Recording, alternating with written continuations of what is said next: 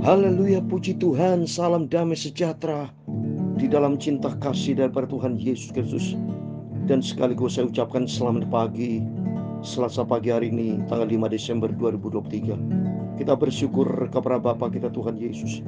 Hanyalah rahmat dan anugerah Tuhan, kita masih bernapas, bisa sehat, dikasih kepercayaan sama Tuhan untuk hidup sepanjang hari ini, untuk kita senantiasa memuliakan Tuhan. Karena hidup adalah sebuah perjalanan, dan sifatnya kita menumpang di dunia ini. Firman Tuhan katakan dalam 1 Petrus pasal 1 ayat 17, demikian firman Tuhan. Dan jika kamu menyebutnya dia Bapa, yaitu Dia yang tanpa mandang muka menghakimi semua orang menurut perbuatannya, maka hendaklah kamu hidup di dalam ketakutan selama kamu menumpang di dunia ini. Amin. Kita menumpang di dunia ini, mari kita mau selalu taat kepada firman Tuhan. Taat kepada Tuhan berarti takut akan Tuhan, hidup di dalam firman Tuhan. Puji Tuhan, sebentar pada pagi hari kita akan baca perjanjian lama. Setiap pagi kita baca perjanjian lama, nanti malam kita baca perjanjian baru. Supaya kehidupan kita sadar bahwa kehidupan kita nih di dunia sifatnya sementara. Kehidupan yang lama kita ganti dengan kehidupan yang baru kalau hidup kita penuh dengan firman Tuhan. Kita akan baca nanti Kejadian 25 ayat 1 sampai 18 yang berkaitan dengan keturunan Abraham. Pada waktu Sarah sudah mati, Abraham menikah lagi dengan Keturah dan keturunan Ismail. Nanti kita baca firman Tuhan supaya langkah-langkah hidup kita, karena kita menumpang di dunia ini sifatnya sementara.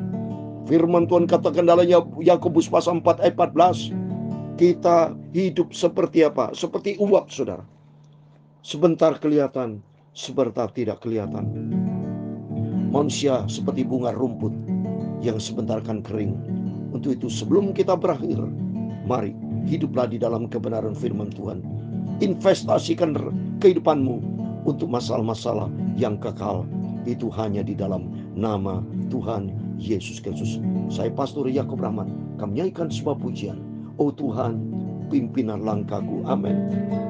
Oh Tuhan, pimpinlah langkahku.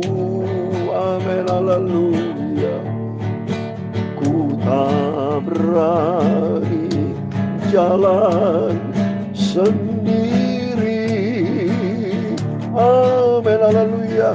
Sertamu itulah doaku. Amin, haleluya. Agar ku merendahkan diri. Amin, haleluya. Menurut firman-Mu setiap hari. Amin, haleluya. Jadikan pelita di dalam gelap. Amin, haleluya. Mencari domba yang sesat. Amin, haleluya. Itulah kerinduan jiwaku. Amin, haleluya. Oh Tuhan, pimpinlah langkahku. Di dalam kitab Mazmur pasal 25 ayat 4 dan 5, beritahukanlah jalan-jalan-Mu kepadaku ya Tuhan, tunjukkanlah itu kepadaku. Bawalah aku berjalan dalam kebenaran-Mu dan ajarlah aku, sebab Engkaulah Allah yang menyelamatkan aku. Engkau ku nanti-nantikan sepanjang hari. Amin, haleluya. Jadikan pelita dalam gelap. Amin, haleluya. Mencari domba yang sesat. Amin, haleluya. Itulah kerinduan jiwaku. Amin, haleluya. Ayat yang ke-10 Mazmur 25 dikatakan, Segala jalan Tuhan adalah kasih setia dan kebenaran bagi orang yang berpegang pada perjanjiannya dan peringatan-peringatannya sempurna. Haleluya. Oleh karena nama-Mu ya Tuhan, ampunilah semua kesalahanku. Amin. Haleluya.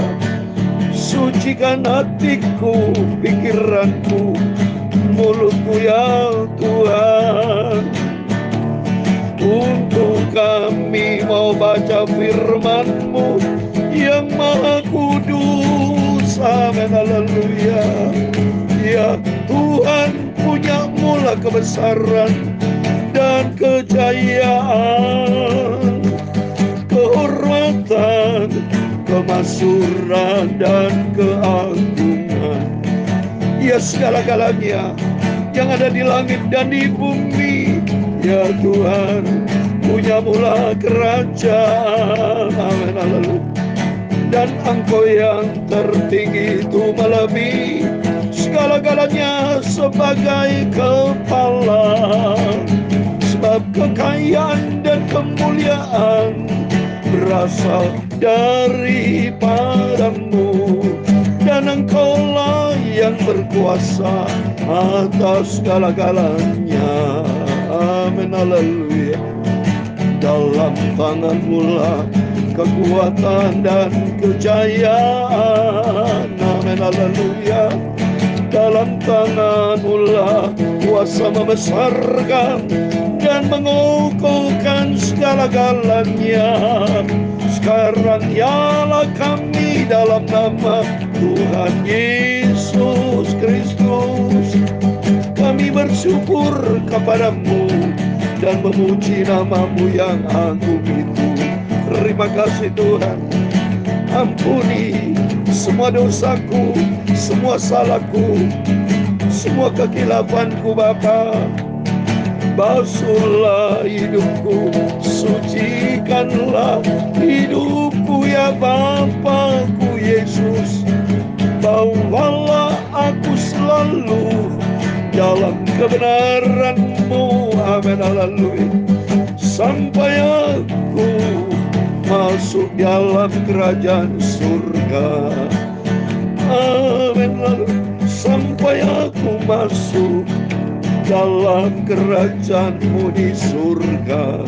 Segala puji, hormat, kebesaran, ketinggian, kemuliaan, keagungan, kesempurnaan, kekudusan, tempat tertinggi di atas segala-galanya hanya bagi Allah Bapa di dalam nama Tuhan Yesus Kristus. Kami hamba-Mu sudah berdoa mengucap syukur. Haleluya. Amin. Amin. Terima kasih kepada Tuhan Yesus buat segala berkat, rahmat, anugerah, kasih karunia yang amat besar dalam hidup kita. Kalau kita masih dipercayakan sama Tuhan hidup sampai pagi ini, Selasa pagi tanggal 5 Desember 2023, di bulan yang terakhir tahun 2023, anugerah Tuhan, biar kita tidak sia-siakan hidup yang Tuhan berikan dalam hidup kita. Biar hidup ini selalu menyenangkan hati Tuhan Yesus. Jangan salah langkah, tapi melangkahlah di dalam firman Tuhan. Karena firman Tuhan katakan tadi, beritahukanlah jalan-jalan-Mu kepadaku ya Tuhan. Tunjukkanlah itu kepadaku. Berarti jalan Tuhan, jalan yang sempurna. Kenapa kita minta beritahukan Tuhan jalan? Berarti banyak jalan-jalan buntu dalam dunia. Jalan sesat, jalan buntu, jalan sesat, jalan yang menuju maut. Tapi kalau jalan Tuhan berkata di dalam jalan Tuhan ada kebenaran, dan kebenaran Tuhan akan membawa pada kehidupan. Maka penting di sini kita minta sama Tuhan, bawa aku berjalan dalam kebenaran-Mu dan ajar aku. Teach me Jesus. Sebab Engkaulah Allah yang menyelamatkan aku. Engkau ku nantikan sepanjang hari. Amin. Terpujilah nama Bapa kita Yesus. Mari kita kembali kepada firman, yaitu kita mau baca lagi firman Tuhan tertulis di dalam Kejadian 25. Saudara, terus pagi hari kita baca perjanjian lama, nanti malam kita baca perjanjian baru. Terus kita rutin sampai Tuhan Yesus datang kembali, supaya kita makin mengerti satu sejarah Alkitab, contoh-contoh semua anak-anak Tuhan yang diciptakan Tuhan, ya, Ini anak Tuhan kan, yang diciptakan Tuhan. Abraham, Ishak, Yakub dari Adam dan Hawa, ada Nabi Nuh, semua itu mereka Tuhan ciptakan. Supaya kita mengerti dan kita koreksi diri, evaluasi diri. Apakah kita seperti mereka atau tidak? Kalau mereka yang benar, baik, ya bagus. Kalau mereka yang jahat, jangan kita tiru. Tapi mari kita mau tiru firman Tuhan. Mari kita baca Kejadian 25 ayat 1 sampai 19 sampai 18 tentang keturunan Abram dari Keturah. Ayat yang ke-1, Abram mengambil pula seorang istri namanya Keturah. Perempuan itu melahirkan baginya Simran, Yoksan, Medan, Midian, Isbak, dan Soah. Yoksan memperanakan Seba dan Dedan. Keturunan Dedan ialah orang Asyur, orang Letus, dan orang Lium. Anak-anak Midian ialah Eva, Efer, Heno, Abida, dan Elda. Itulah semuanya keturunan Keturah. Jadi setelah Sarah mati, seperti kemarin waktu kita bacakan di dalam Kejadian pasal 23, Sarah hidup 127 tahun, setelah itu Sarah mati. Dan pada waktu Sarah mati, Abraham merasa kesepian, sudah ketinggalan, merasa kehilangan, maksud saya.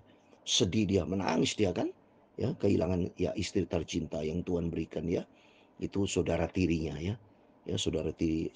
Kalau zaman dulu tuh memang kelihatannya menikahnya itu masih karena dalam family saudara ya, ya termasuk Ishak dengan Ribka itu sudah saya terangkan itu. Ribka adalah keponakan Ishak ya, ya saudaranya dari Nahor juga itu, saudara Abram nikah sama Milka itu juga ponakannya itu. Jadi semua masih saudara-saudaraan ini.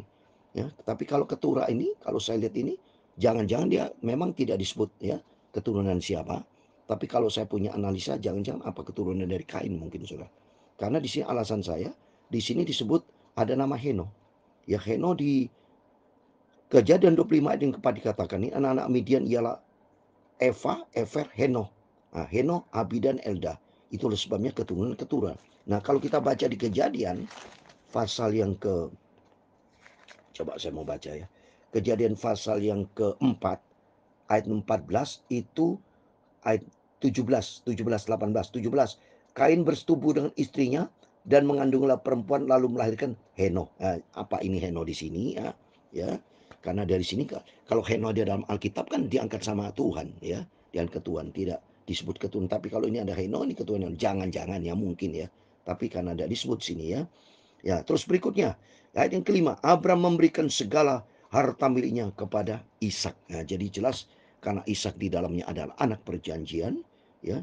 Jadi Tuhan berikan kekayaan Abram ini kepada Ishak, bukan kepada keturunan Keturah, ya.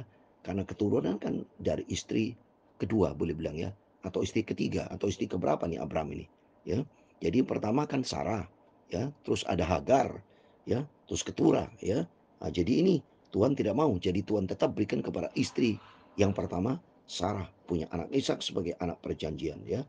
Terus ayat ke-6, tetapi kepada anak-anak yang diperolehnya dari gundi-gundinya, yang memberikan pemberian.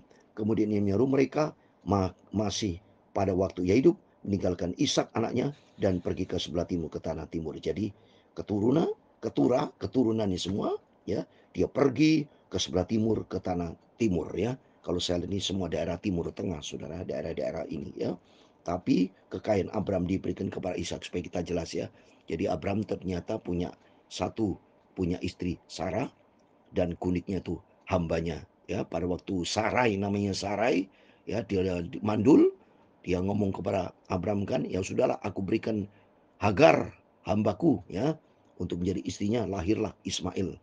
Nah, setelah Sarah meninggal umur 127 tahun, merasa kesepian ini, merasa kehilangan, Abraham menikah lagi dengan Keturah ya. Tapi keturunan siapa? Jadi jangan-jangan mungkin menurut pandangan saya apa keturunan dari Kain, karena Kain punya anak namanya Heno. Mungkin ya, kan tidak disebut sini. Mari kita, yang penting kita mau selidiki berikutnya ya, supaya kita makin mengerti akan firman Tuhan. Terus hanya Ishaklah anak perjanjian yang diberikan segala harta miliknya di ayat yang kelima. Tapi harta yang lain itu hanya sifatnya pemberian ya. Ayat ke-7, Abraham mencapai umur 175 tahun lalu ia meninggal. Ia mati pada waktu telah putih rambutnya, tua dan suntuk umur, maka ia dikumpulkan kepada kaum leluhurnya. Jadi ujung-ujungnya mati juga Abraham, ya. Umurnya 175 tahun. Lebih tua dibandingkan Sarah, ya. Lebih tua dibandingkan kehidupan kita semua. Saat ini kita nggak ada umur sampai 175 tahun, saudara, ya. Ya. Jadi paling lama orang punya ini saat ini mungkin 100 tahun atau 110 tahun atau di bawah 150. Ini Abraham 175 tahun. Baik, berikutnya ayat yang ke-8. Lalu ia meninggal, ia mati pada waktu telah putih rambutnya, tua dan sumur, maka dikumpulkan ke Abraham lulunya dan anaknya Ishak dan Ismail, menguburkan dia dalam gua Makpela di padang Efron bin Soar orang Het itu, padang yang letaknya di sebelah timur Mamre, yang telah diberi Abraham dari Bani Het. Di sanalah terkubur Abraham dan Sarah istrinya. Jadi Abraham Sarah dikuburkan di gua Makpela. Jadi anaknya namanya Ishak dan Ismail, namanya satu anak benaran, ya, anak benaran, ya. Jadi betul anak perjanjian, ya. Kedua dari istri yang kedua Hagar, ya, gundiknya itu, ya, hambanya itu, lahirlah Ismail, ya, menguburkan di dalam gua Makpela. Setelah itu ayat 11, Abraham mati, Allah memberkati Ishak anaknya itu, dan Ishak diam dekat sumur lahir Roy, ya. Jadi Ishak dekat sumur lahir Roy. Lahir Roy itu tertulis dalam Kejadian 16 ayat 14, saudara. Saya mau baca supaya semua tempat ini sudah mungkin mengerti, ya. Kejadian 16 ayat 14 juga tertulis ada nama sumur lahir Roy. Saya mau baca Kejadian 16 ayat 14.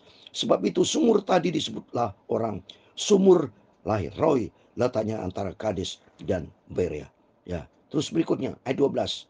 Inilah keturunan Ismail, anak Abraham, yang telah dilahirkan baginya oleh Hagar, perempuan Mesir, hamba Sarah itu. Nah, kita mengerti keturunan Ismail, kita belajar.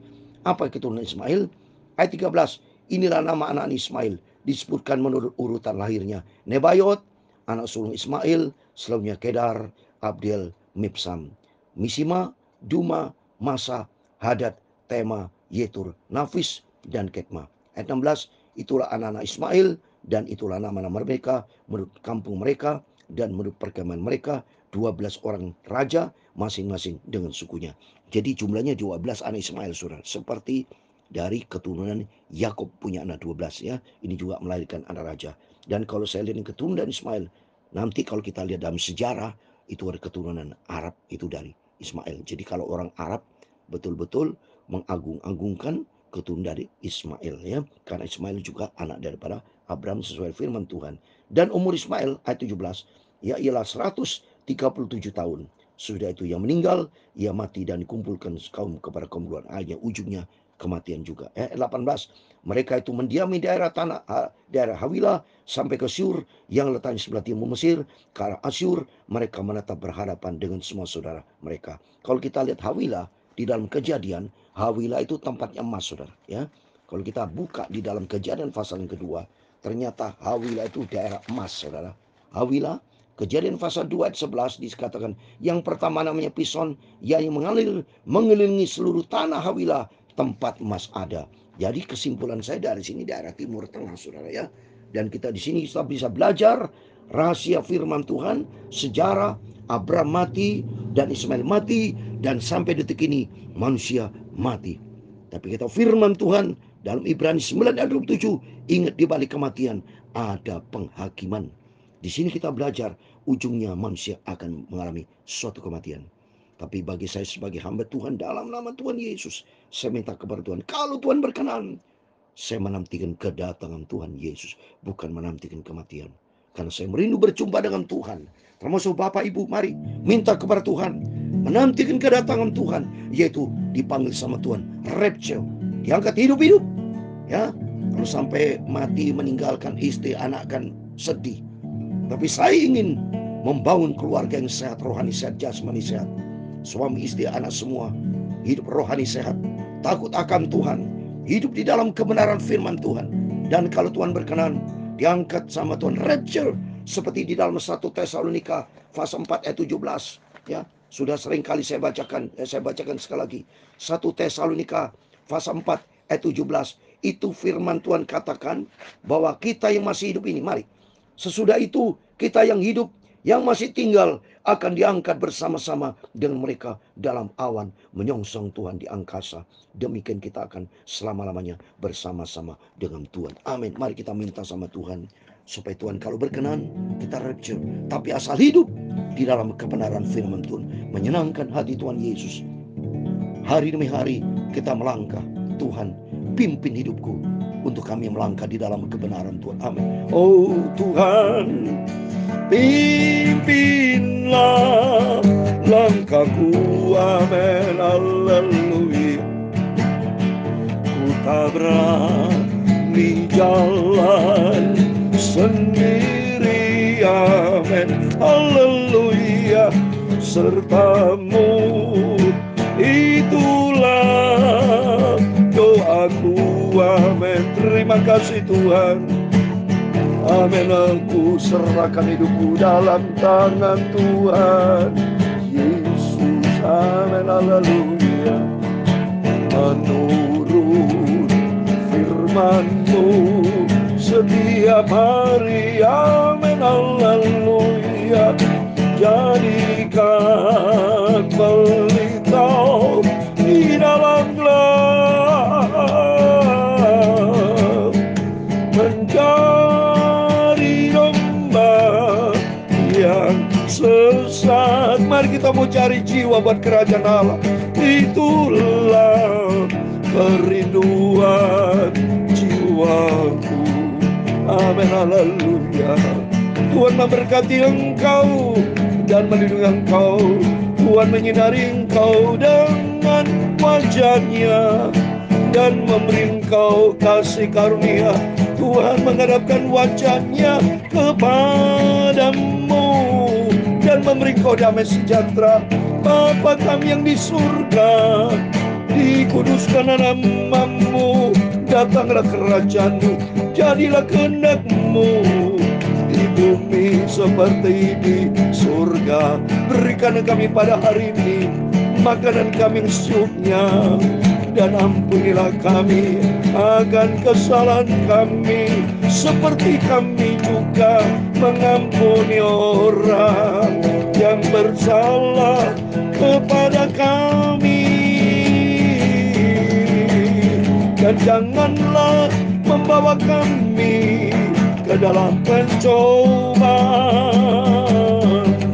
tetapi lepaskanlah kami daripada yang jahat, karena Engkau-lah yang mempunyai kerajaan dan kuasa dan kemuliaan sampai selama-lamanya. Amin. Terpujilah nama bagi Bapa kita Tuhan Yesus Kristus. Selamat pagi, selamat beraktivitas. Jangan lupa berjaga dan berdoa. Minta pimpinan Tuhan sebelum kita berakhir hidup kita di dunia ini. Roh Kudus kan tuntun kita supaya kita melangkah di dalam kebenaran Tuhan. Minta sama Tuhan, hiduplah di dalam firman Tuhan, menyenangkan hati Tuhan. Dan kalau kita minta perkenanan Tuhan, kita diangkat rapture bersama dengan Tuhan Yesus, masuk di dalam kerajaan Bapa di surga kekal selama-lamanya. Amin. Tuhan memberkati. Selamat pagi. Tuhan bersama kita. Immanuel. Puji Tuhan. Amin. Haleluya.